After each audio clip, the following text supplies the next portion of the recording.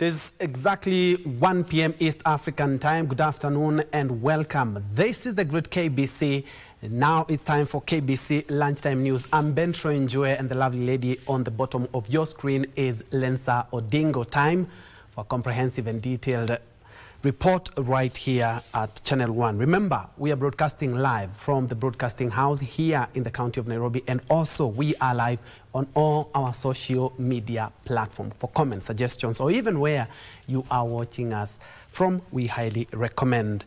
Well, KPSEA and KJSEA examination continue today. That's where we begin our news coverage, where the government has put stringent measures in place to curb any exam irregularities as the Kenya Junior Secondary Education Assessment KJSEA, as well as the Kenya Primary School Education Assessment KPSEA, continues across the country. Speaking after presiding over the opening of examinations at the office of the Deputy County Commissioner in Starehe Sub County on Wednesday, Interior Principal Secretary Dr. Raymond Omollo warned individuals who might be involved in exam malpractices, saying they will face dire consequences. Timothy Kipnusu reports.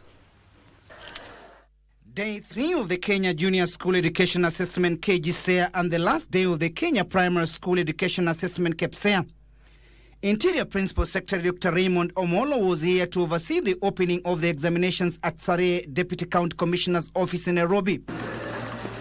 The PS said the examination is going on smoothly across the country, except for a few challenges in some parts of the country. We have not had any major incidents worth worrying about, and this is because of the good coordination and collaboration that has happened between all the players, starting with the Ministry of Education. He revealed that the short rains in some areas have affected the distribution of the examination papers. In the case of, because the short rains have just begun, so there are challenges of access to certain places where we've had delay in the distribution of examination papers. But again, the teams have worked around the clock to ensure that the integrity of the assessment or the examination is not compromised. The PS, who later visited Park Road Primary School to monitor the administering of the exams at the school, said his ministry, in collaboration with the Ministry of ICT, is working around the clock to ensure the social media platforms are not used to advance exam cheating. We have the team from ICT. Of course, we are also looking at issues of just the use of social media to try to pretend, where people are pretending to be sharing information, and even collecting money from unsuspecting, whether it's parents, whether it's teachers, whether it is students. And where we've found breaches or where we will come across those breaches, we'll be able to act appropriately. Invigilators and supervisors, when vigilating the assessments, they are not teachers of this particular school or that school where they come from. These are teachers who are being sourced from different schools. And so we really cannot have that kind of thing happening. Park Road Primary School Senior Head Teacher Mary Muhari has however called on the government to help ensure schools faced with electricity challenge are assisted for a seamless exercise. And that's the reason why you can see a generator outside with all the noise, the one we are using in the school.